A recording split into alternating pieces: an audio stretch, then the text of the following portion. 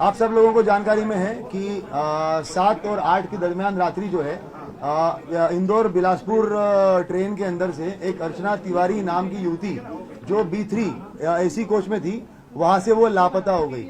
जब से missing report कायम हुई है उसी दिन से हम लोग जो है वो उस लड़की को ढूंढ रहे हैं, मगर उसके बावजूद जो है लगभग 10 से 11-12 दिन तक हम लोगों को वो ढूंढने के बाद में आज फाइनली नेपाल बॉर्डर से लड़की को बरामद किया गया है।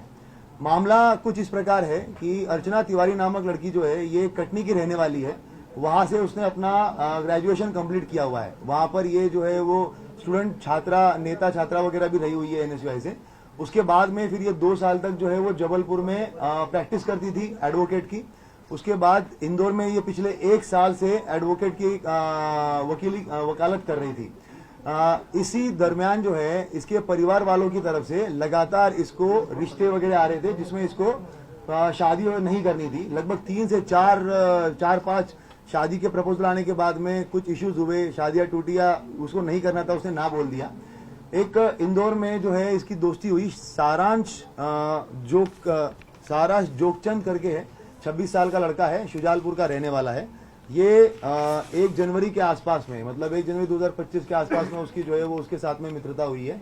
और ट्रेन में ही, इसी सेम ट्रेन में जो है ये उस दिन जा रहे थे और आमने सामने जो है इनका रिजर्वेशन था, तो आमने सामने बैठे हुए थे। ये वकील थी, किसी चीज के बारे में बात कर रही थी। सारांश का भी कुछ जो है वो इश्यू चल रहा था घर पे, तो उस तरीके से उसने उससे बात करना शुरू किया। उसके बाद में बातें जो है वो और भी जो इसके लीगल इश्यूज थे, इसने अपना ड्रोन कंपनी का एक कुछ प्राइवेट लिमिटेड कंपनी बनाने के लिए ये प्रयास कर रहा था इंदौर में, तो उसके लीगल डॉक्यूमेंट को लेकर आपस में बातचीत होना शुरू हो गई और उसके बाद में फिर इनकी लगातार बातें शुरू हो गई। जब ये घटना दिनांक जो 7 तारीख है, उसके पहले इसके माता पिता ने और इसके बड़े ताऊ ने जो है वो एक तहसीलदार पटवारी के साथ में इसका रिश्ता फिक्स कर लिया था। उस टाइम पे परिवार के साथ में इसकी लंबी कहासुनी हुई है। उन्होंने कहा कि अब तुम अपनी पढ़ाई वढ़ाई सब छोड़ दो और तत्काल वापस आ जाओ, तुम शादी करके जो है वो तुम्हें जाना ही है। अब की बार जो है वो तुम मना नहीं करोगी और तुम्हारा जो पढ़ाई लिखाई, वो कोटिल एकेडमी में इंदौर में पढ़ाई लिखाई कर रही थी लड़की जो है वो, साथ में वकालत कर रही थी, तो करियर खत्म करके अब तुम्हें सिर्फ जो है वो शादी करनी है। ये इस तरीके की बातें जब घर में चल रही थी तो उसका काफी बहसबाजी हुई है। लड़की का जो है वो पढ़ने का मूड था और साथ साथ में अभी ये वकालत और सिविल जज की तैयारी करने का मूड था। तो इसने अपने इस दोस्त को, जो सारांश इसका दोस्त था, तो इससे बात करी। 6 तारीख को ये हरदा में केस के सिलसिले में गई थी, हरदा के आसपास में। वहीं पे ढाबे पे बैठ के एक तेजिंदर करके है, तेजिंदर सिंह और सारांश और लड़की, इन तीनों की बैठ के बात हुई। वहां पे इन लोगों ने प्लान किया कि किस तरीके से जो है अगर हम लोग मतलब बेसिकली ये छोड़ के भाग जाना है। तब ये भी बात हुई थी कि भाग जाना है तो अभी भाग जाते हैं, तो इतना सब कुछ करने की जरूरत क्या है। मगर उस टाइम पे ये बात हुआ कि ऐसा नहीं, अगर ऐसे करेंगे तो वो पता चल जाएगा।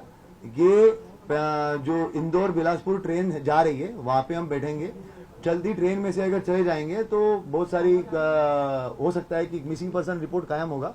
मिसिंग, क्योंकि वो खुद भी एडवोकेट थी, वो ये जानती थी कि भाई GRP में मामला कायम होगा और वहां पर बहुत ज्यादा ये मिसिंग पर्सन वगैरह जो है वो ऐसे होते रहते हैं, तो हो सकता है कि वो मामला जो है वो ऐसे ही निकल जाए और उसके बाद में हम लोग जो है वो अपनी अलग आइडेंटिटी से अपनी अगली लाइफ स्टार्ट कर, मतलब मैं अपनी अगली लाइफ स्टार्ट कर लूंगी। इस तरीके से इन लोगों ने प्लान बनाया। तेजिंदर जो है ये एक गाड़ी चलाने वाला ड्राइवर था। ये इसके संपर्क में जो है वो पिछले लगभग 3-4 महीने से आया हुआ था। तेजिंदर जो है वो सारांश के थ्रू इसके संपर्क में आया था। ये कहीं पे भी जाना जाती थी, माहेश्वर या बाकी जब जगहों पे, तो ये तेजिंदर के साथ में ही जाती थी, तो तब से इसको जानती थी। ये इटारसी रेलवे स्टेशन के पास में रहता था, तो इनकी बात हुई कि कहां पर CCTV कैमरे नहीं है। तो तेजिंदर ने बताया कि इटारसी रेलवे स्टेशन जो है वो मैं बहुत अच्छे से जानता हूँ, वहां पर जिस जहाँ पे कैमरे नहीं है वहां से मैं उसको लेके चला जाऊंगा। तो ये डिसाइड हुआ कि ये इंदौर से बैठेगी। उसके बाद में फिर जब ये ट्रेन में बैठी है तो इसने सारांश को फोन किया है। कपड़े जो है वो सारांश शुजालपुर में रहने वाला है सारांश, और इंदौर में अप डाउन करता है। वहां से ये कपड़े खरीद के लेके आया उसके।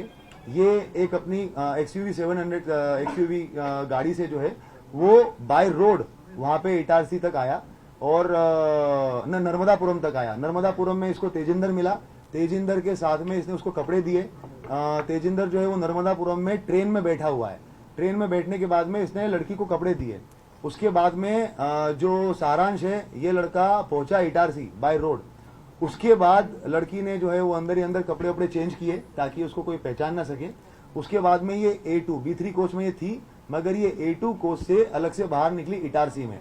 इटारसी में ऐसे बाहर निकली कि क्योंकि तेजिंदर को पूरा पता था कि कैमरे का सिस्टम कहाँ कहाँ पे है और कहाँ पे नहीं है, तो आउटर एरिया में इसने जो है वो लड़की को उतारा और वहां से उसको लेके चला गया। और बाहर जो है वो सारांश वेट कर रहा था, तो वहां पर उसने जो है वो लड़की को लेके जाकर सारांश को दे दिया। लड़की ने अपने मोबाइल और घड़ी जो है वो तेजिंदर को दे दी और बता दिया कि भाई इसको जो है ये आपका बागतवा और मिडघाट वाला जो एरिया है उस तरफ कहीं तो फिकवा देना, ताकि ये बात हो जाएगी। तेजिंदर से उसने ये भी बात की थी कि हम लोग 3-4 लड़कों से एक रिपोर्ट लिखवा देंगे कि भाई कोई तो लड़की उड़की जो है वो यहाँ पे गिर गई है करके ऐसा, और ट्रेन में जब आगे गाड़ी वाड़ी रहेगी तो वहां पर हम लोग जो है वो कंप्लेंट करवा देंगे। ये सारी बातें हो गई और उसके बाद में उसको मोबाइल और घड़ी वगैरह दे दिया। लड़की जो है वो सारांश के साथ में आगे चली गई। कोइंसिडेंटली सारांश ने एक व्यक्ति को भी साथ में लेके आया था, तो वो भी उसको भी हम लोगों ने राउंड अप करके उससे बयान लिए हुए, वो चश्मदीद गवाह है। उसके बाद में घटना ये हो गई कि तेजिंदर को उसी टाइम पे दिल्ली की पुलिस उठा के लेके चली गई। क्यों?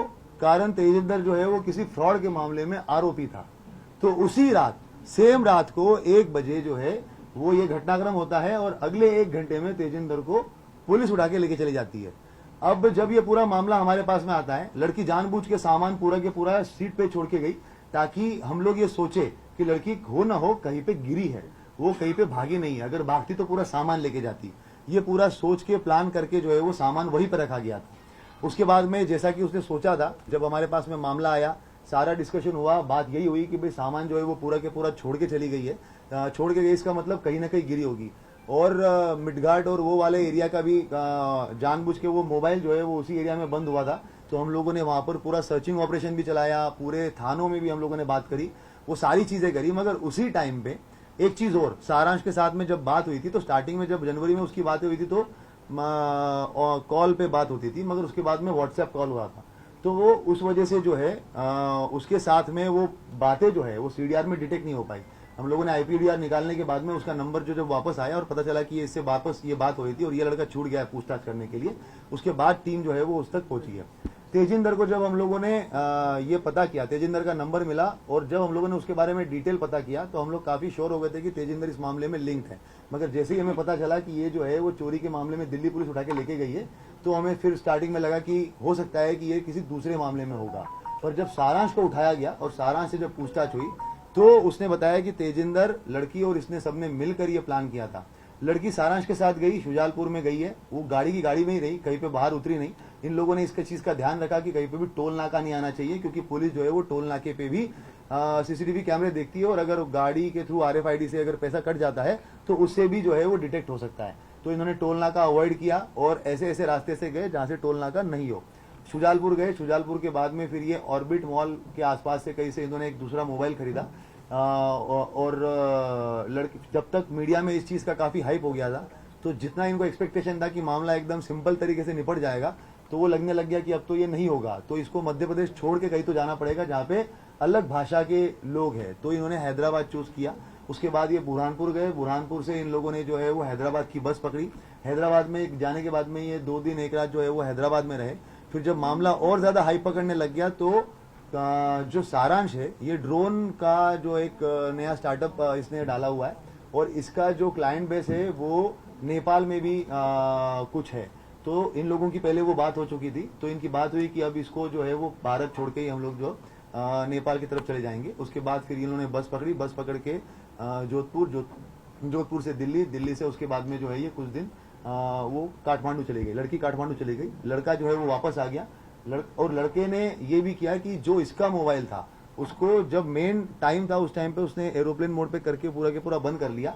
बाकी टाइम में मोबाइल जो है वो अपना वहीं पे रखकर और दूसरी सिम इशू करवा के पिता के नाम पे उस मोबाइल को उसने पूरा टाइम चलाया, क्योंकि जब सारांश का नाम अगर आए तो मोबाइल जो है वो इंदौर में ही दिखे और उसके ऊपर कोई शक ना जाए।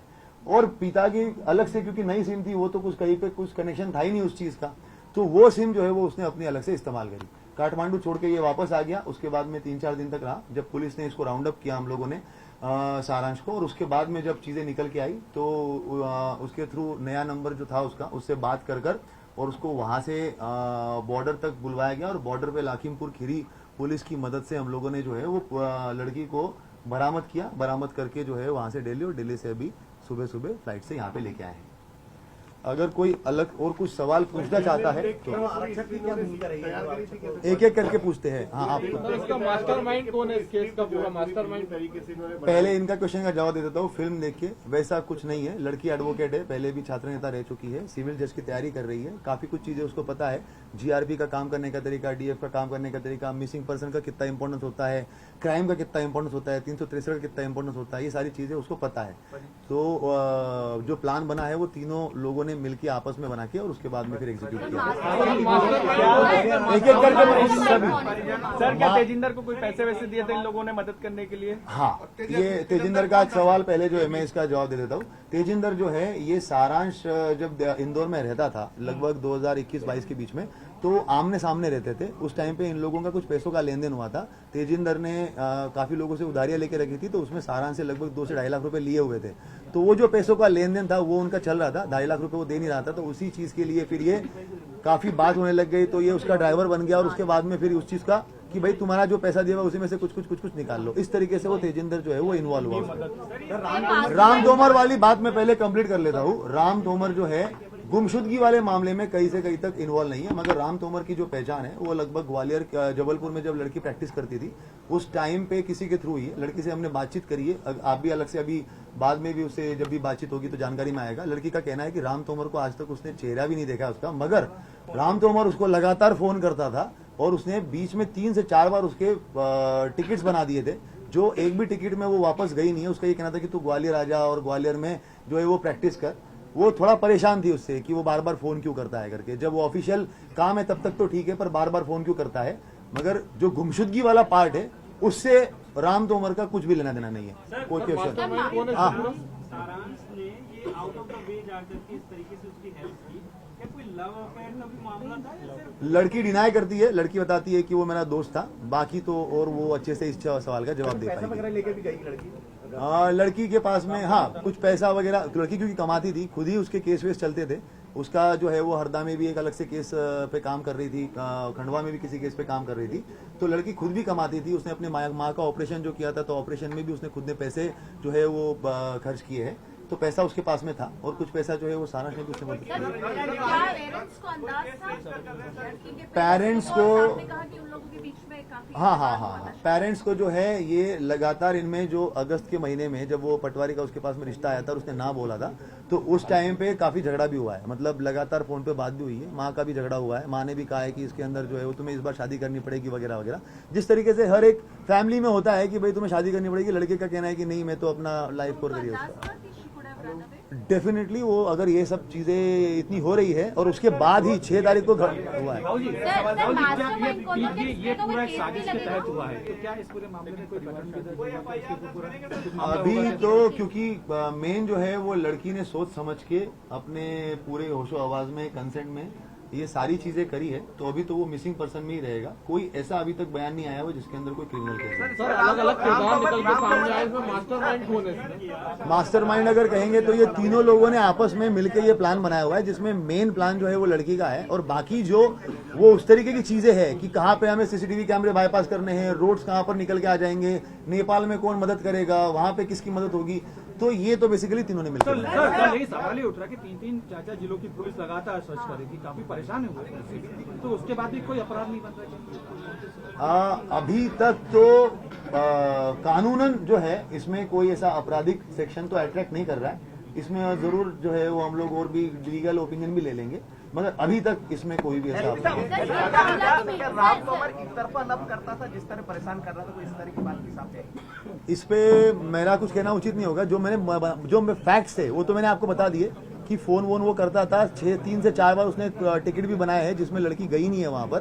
तो एक तरफा ही डिस्कशन था। लड़की का कहना है कि और कुछ जो है वो क्रिमिनल केसेस के अंदर उसने उसको मदद करी है, मतलब फोन वोन पे ही मदद करी है किसी के थ्रू रेफरेंस लेकर, जब वो जबलपुर में 2 साल प्रैक्टिस करती थी उस टाइम पे। सर लड़की ट्रैवल कर रही थी बीच में, सर आप लोगों को खबर नहीं लगी थी कि हैदराबाद में है? लड़की जो ट्रैवल कर रही थी, सबसे पहले तो उसने अपना मोबाइल जो है वो मिडगार्ड सेक्शन में बंद करके फिकवा दिया था उसके बाद में लड़की ने इस चीज का ध्यान रखा था। इवन मतलब जो ये घटनाक्रम हुआ है उसके 7-8 दिन पहले से भी जो है ना, लड़की का 31 जुलाई से लड़की के फोन के अंदर भी जो है वो कुछ लोगों का बात बंद हो गया। BSNL का मोबाइल जो है वो बंद कर दिया, 2 सिम थे, 1 सिम बंद कर दिया।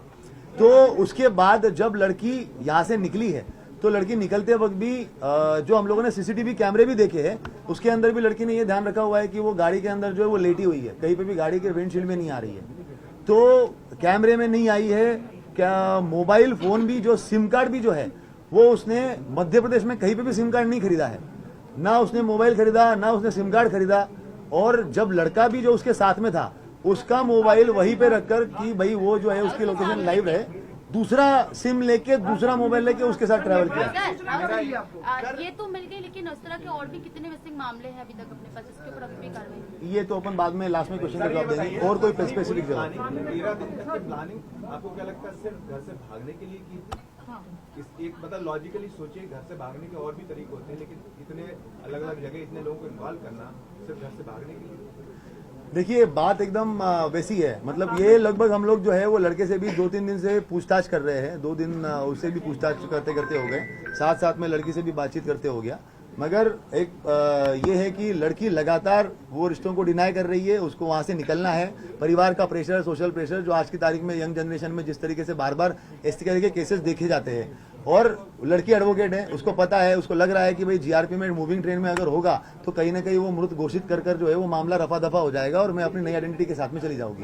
उस तरीके से उसने प्लान बनाया हुआ है। मामला भी उसी तरह का है कि घर वाले जबरदस्ती शादी कराना चाह रहे थे, इसलिए उससे बचने के लिए। और जब ये जो इवॉल्वमेंट हुआ, मतलब इवॉल्व हुआ है मामला, वो तब इवॉल्व हुआ है, उसको एज ए एडवोकेट उसको ये था कि मिसिंग पर्सन रिपोर्ट को कोई बहुत ज्यादा तवज्जो मिलने नहीं वाली है। जब वो मामला तुल पकड़ा, पहले तो वो शुजालपुर ही गए थे, वहां पे उन्होंने एक रूम जो है वो रेंट पे भी ले लिया था, मगर जब वो मीडिया में तुल पकड़ा तो उन्होंने बोला कि मध्य प्रदेश छोड़ना पड़ेगा। उस टाइम पे वो डिसाइड हुआ कि मध्य प्रदेश तो छोड़ना पड़ेगा। क्यों? क्योंकि मामला बहुत तुल पकड़ लिया, लगातार सोशल मीडिया पे आ रहा है यहाँ पे। और कोइंसिडेंटली ये हुआ कि जिस जगह पे उन्होंने रूम रेंट पे लिया था वो किसी पास में ही पुलिस वाले का था, तो आते जाते जैसे ही मामला मतलब ज्यादा तुल पकड़ेगा तो ये पुलिस वाला मुझे जरूर पहचान लेगा, तो इसीलिए यहाँ से निकलना बहुत जरूरी है। फिर ऐसे करके वो हैदराबाद निकल गई। हैदराबाद निकलने के बाद में जब मामला और ज्यादा तुल पकड़ने लग गया तो उसके बाद में फिर जो है 14 अगस्त था जिस दिन वो दिल्ली पहुंची, 15 अगस्त के दिन जो है वो काठमांडू चली गई थी, और 15 अगस्त को 14 अगस्त को काठमांडू चली गई थी, और 15 अगस्त को जो है वो लड़का उसको छोड़ के वहां से वापस आ गया था। तो ये पूरा जो डेवलपमेंट है 7 तारीख से लेके 14 तारीख तक का है, जो बीच बीच में उन्होंने सोचा है कि नहीं अब इतना हाइप हो गया है, अब इतना ये हो गया है, पूरी पुरजोर तरीके से कोशिश की जा रही है, तो हमें तो अब देश ही छोड़ना पड़ेगा। तो उसके बाद में फिर उसने वो उसने किया, मिसट्रीट किया, सारे दिन उसने बदले, तमाम तरह की चीजें, पुलिस परेशान होते हैं, तो क्या आपराधिक मामला इस पर नहीं, मतलब कोई दबाव है क्या इस पर, मतलब क्यों ऐसा? नहीं, ये आपराधिक मामले के बारे में एज सच जो है इसमें, क्योंकि उसके साथ में कोई गलत घटना नहीं हुई है, वो खुद ही उसके अंदर मिसिंग पर्सन है, कानूनन उसके अंदर अभी तक तो कोई मामला नहीं बनता। मैंने पहले भी कहा, इसमें हम लोग और विधिक राय भी लेंगे, अगर कुछ सेक्शन बनते भी होंगे तो उसके बारे में सोच लेंगे। कितनी टीम हमारी लगी हुई थी, जैसे मैंने पहले कहा था कि हमारे CCTV फुटेज के लिए टीम लगी थी, लगभग भोपाल से लेके कटनी तक के सारे CCTV फुटेज हम लोगों ने खंगाले थे, साइबर टीम लगी हुई थी, और साथ साथ में जो मेडघाट और वो सेक्शन में हम लोगों को सर्चिंग करनी थी उसकी 30 लोगों की एक अलग टीम थी। तो कुल मिला के जो है वो 60-70 लोग हमारे लगातार इस पूरे 10-15 दिन। सारांश पर कब शक हुआ, कैसे शक हुआ? सारांश पे तब शक हुआ,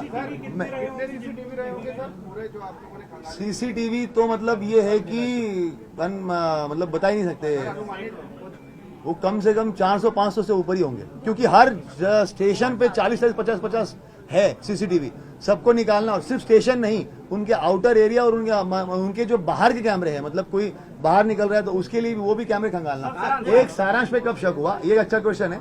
सारांश का ये था कि जब हम लोगों ने स्टार्टिंग में सबसे पहले जो है वो कोई उसकी डेथ तो नहीं हो गई, ये सब चीजों को हम लोगों ने जब रूल आउट कर लिया, तो मैंने बीच में भी एक बार बाइट दी थी कि हम लोग जो है वो उसको ब्रॉडन करेंगे पूरे सर्च के दायरे को। जब हम लोगों ने 6-7 महीने का पूरा चीजें खंगाली और उसके अंदर जब देखा कि वो किस किस से बात करती थी, सारांश का 2-3 कॉल बहुत लंबे थे, जबकि वो कॉल तो 2-3 ही थे मगर बहुत लंबे थे।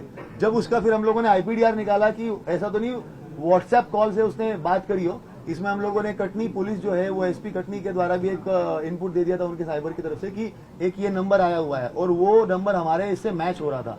सारांश से मैच हो रहा था। तो जब वो हमें जानकारी मिली कि यार ये लड़का कितनी क्यों बात कर रहा है और अभी तक इसको हमने पूछताछ नहीं कर पाए हैं, ये अभी तक इस दायरे में आया ही नहीं है। जब उसका दायरा बढ़ाया गया इन्वेस्टिगेशन का, और भी मतलब जो है 1 महीने को छोड़ के 6-7 महीने 10 महीने का पूरा रिकॉर्ड लेकर और उसके आईपी एड्रेसेस को लेकर और आईपी एड्रेसेस के बारे में जानकारी ली गई, तब वो सारांश का नंबर आया। और उसके बाद फिर सारांश को हम लोगों ने जब ट्रैक किया तो हमें पता चला कि अरे इस पे ये बात कर रहा था, और जब उसको उठा के लाए तो फिर तो चीजें फिर आसान हो गई। ठीक सर, काठमांडू तक पुलिस के उस तक संपर्क कैसे किया और कैसे उसको बुलाया, फिर कैसे बरामद? सारांश को जब हम लोगों ने पकड़ लिया, सारांश के पास उसका नंबर जो था, क्योंकि 1 सेकंड, सारांश को जब हम लोगों ने पकड़ा तो क्योंकि काठमांडू में जो है वो उसी का कनेक्शन था, तो उसके बाद उसी से बात करके उसके कनेक्शन से बात की गई, लड़की से कांटेक्ट में आए, लड़की से बात की। जब ये पूरा एपिसोड चल रहा था उस दिन, ग्वालियर वाला भी उस दिन पूरा के पूरा एपिसोड चल रहा था, उसके एक दिन पहले से ही उसी टाइम पे हम लोग लड़की के कांटेक्ट में आ चुके थे कि वो काठमांडू में है। तभी मैं इतने स्ट्रांगली बता भी रहा था कि उसका कोई कनेक्शन नहीं है। और वहां पर जब हम लोगों ने काठमांडू में बात करी और उसको बात करके फिर बुलवाया, वो सारांश के थ्रू बुलवाया, और उसके बाद में फिर जो है वो सारांश ने अपनी माता पिता से बात की थी, सारांश ने तेजिंदर के बारे में बताया। तेजिंदर के बारे में हम लोग पहले एक बार इन्वेस्टिगेट, वो तो हमारा ये था कि चौथे या 5वें दिन हम लोग केस क्रैक कर चुके थे। हमें ये लग रहा था कि तेजिंदर ही है जिसके साथ लड़की गई है, मगर जब वो दिल्ली पुलिस आ गई तो तेजिंदर हमारा वापस साइडलाइन हो गया। अगर वो दिल्ली पुलिस उस दिन नहीं आती तो हो सकता था कि हम तीसरे दिन ही उस केस को क्रैक कर लेते तेजिंदर को पकड़कर, मगर वो घटनाक्रम ऐसा ही था जिसकी वजह से हम लोग उससे हटे।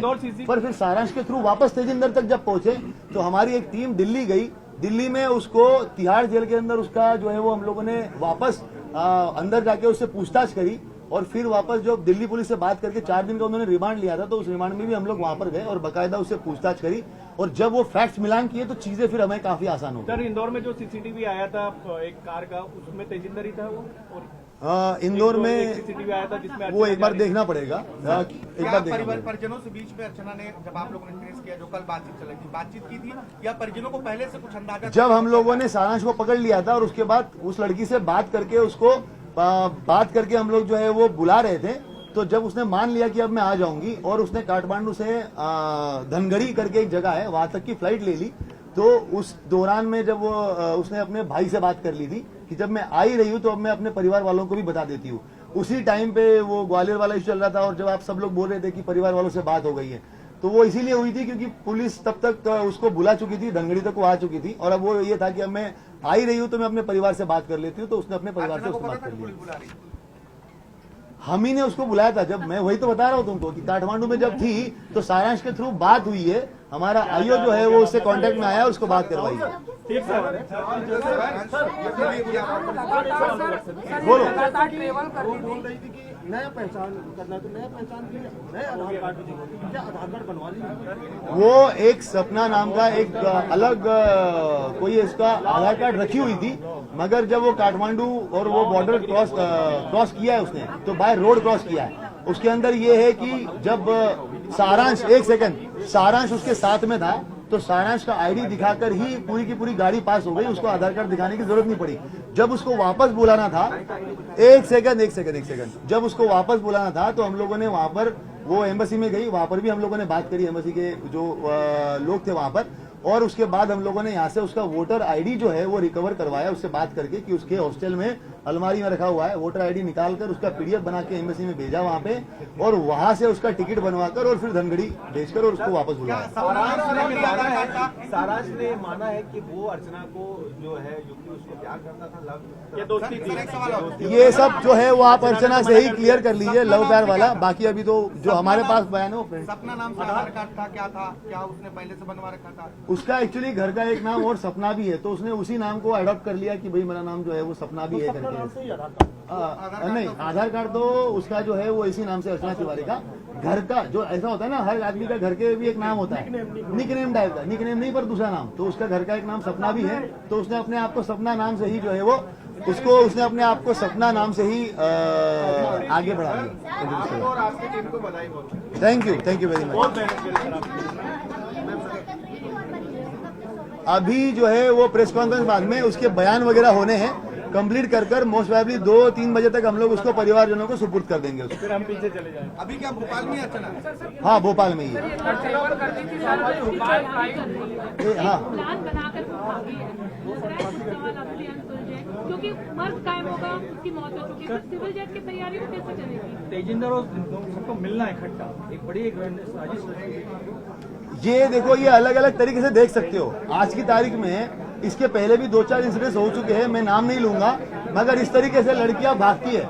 ये एक समाज का वो जो एक प्रेशर होता है ना कि भाई ये होना चाहिए, ऐसा होना चाहिए, जो जिसको आज की यंग जनरेशन डिफाई करती है, और उसके इन्फ्लुएंस में टीवी सीरियल देखकर इस तरीके से वो प्लान करना ये सब सारी चीजें होती है। सारांश के ऊपर क्या कोई मामला दर्ज होगा? एक लड़की को भगाने के आरोप में तेजिंदर दोनों इसमें शामिल क्योंकि लड़की 18 साल से ऊपर है, अपने कंसेंट से उसके साथ गई है, तो अभी तक तो कानून उसके ऊपर कुछ नहीं हो पाएगा। पुलिस कहाँ तक? दिल्ली के आगे तक? अब ऐसे कोई लड़की भगा नहीं सकता ना, उसने लेकर वो बालिक है। हाँ, फ्यूचर प्लानिंग तो बस ये है कि उसको जो है वो एक नई लाइफ स्टार्ट करनी थी। आगे आपको वही बता दें कि उसकी फ्यूचर प्लानिंग क्या थी।